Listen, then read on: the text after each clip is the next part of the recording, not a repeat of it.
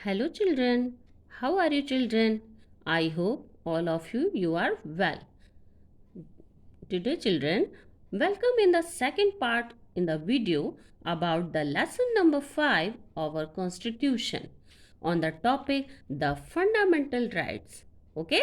So see here and let's start the topic the fundamental right. So see page number 37.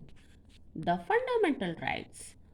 Dear students the meaning of मौलिक अधिकार हमारे मौलिक जो अधिकार हैं हम उनके बारे में जानने जा रहे हैं ओके फंडामेंटल्स मीन्स मौलिक राइट्स मीन्स अधिकार the constitution of India gives certain rights to every citizen of India इसका मतलब क्या है भारत का संविधान भारत के प्रत्येक नागरिक को कुछ अधिकार देता है these rights are called the fundamental rights इन अधिकारों को मौलिक अधिकार कहा जाता है we enjoy the following fundamental rights हम निम्नलिखित मौलिक अधिकारों का आनंद लेते हैं so see here point to point number 1 right to equality यानी समानता का अधिकार हमको मिला है ये हमारे अधिकार क्षेत्र में आता है कि सभी को समान समझा जाए okay number 2 right to freedom of speech अभिव्यक्ति की स्वतंत्रता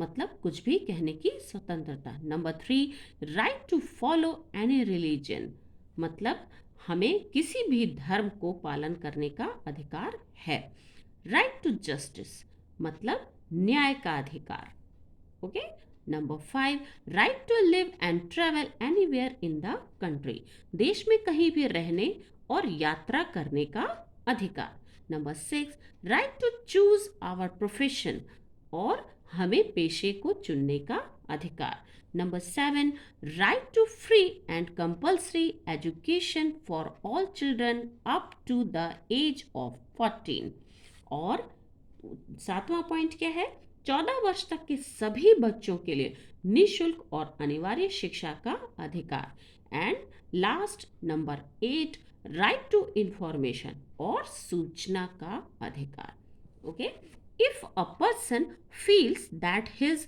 or her fundamental rights are being ignored, he or she can go to a court. अगर किसी व्यक्ति को ऐसा लगता है कि उसके मौलिक अधिकार की अनदेखी की जा रही है तो वो अदालत भी जा सकता है the fundamental duties next point हमारे मौलिक कर्तव्य फंडामेंटल मीन्स मौलिक ड्यूटीज मीन्स कर्तव्य The Constitution of India also expects its citizens to perform certain duties towards the country. Bharat का संविधान भी अपने नागरिकों से देश के प्रति कुछ कर्तव्यों का पालन करने की अपेक्षा रखता है These duties are called the fundamental duties. इन कर्तव्यों को मौलिक कर्तव्य कहा जाता है Some important duties are given below.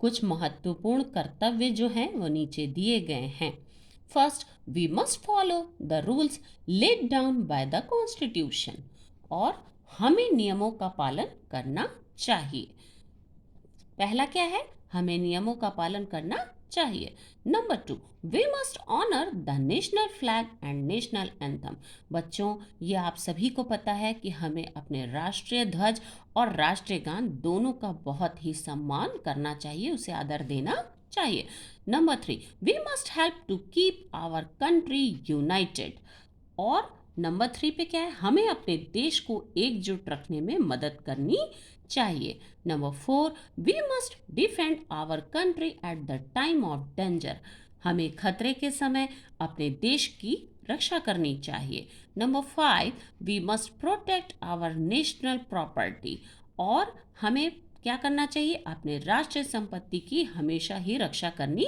चाहिए number 6 we must protect our environment हमें अपने पर्यावरण की रक्षा करनी चाहिए number 7 we must treat all Indians as equal और हमें सभी भारतीयों के साथ समानता का व्यवहार रखना चाहिए okay next topic the directive principles कि ये क्या है बच्चों डायरेक्टिव प्रिंसिपल्स यानी निर्देशक सिद्धांत Principles means सिद्धांत.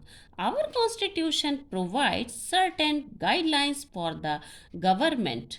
हमारा जो संविधान है सरकार के लिए कुछ दिशा निर्देश प्रदान करता है.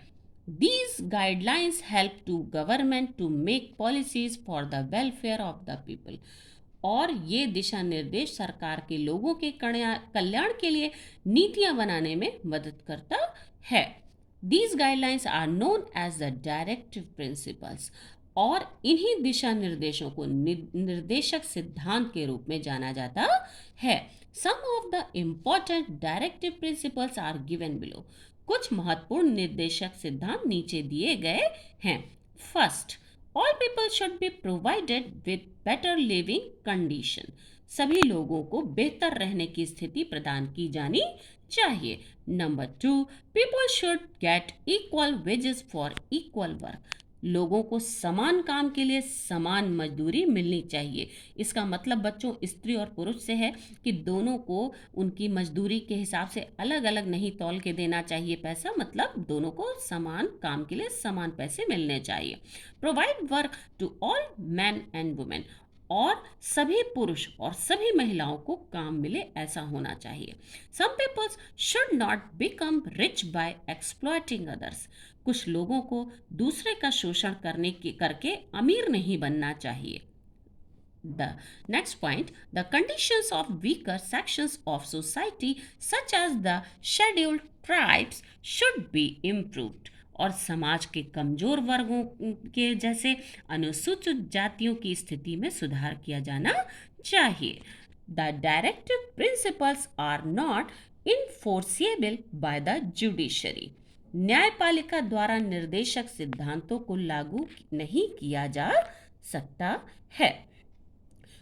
Okay students, it is the last, and so thank you children. That was the second part of the video, our constitution. Thank you. Bye bye.